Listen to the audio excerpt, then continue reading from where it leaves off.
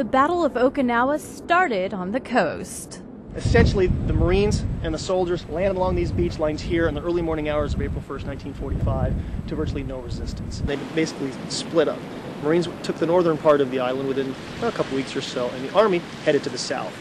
They really didn't find much organized resistance until the Kakuzu Ridge, which is just south of modern-day Futenma.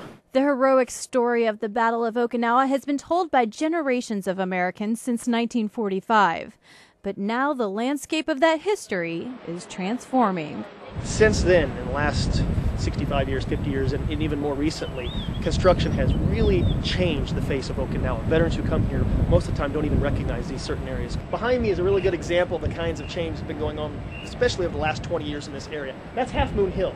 Right back there we see the backhoes and the construction equipment, and they're tearing down that hill and have been for the last year or so. Pretty soon, maybe the next few months or so, that hill, Half Moon Hill, where a lot of fighting took place in May of 1945, will be completely gone. It's going to look like some of these other areas with roads, apartment complexes, etc.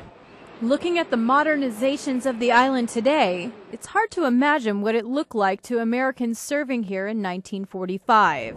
However, the rich heritage and exotic beauty will continue in the years to come. Staff Sergeant Rachael Garneau, Naha City, Okinawa.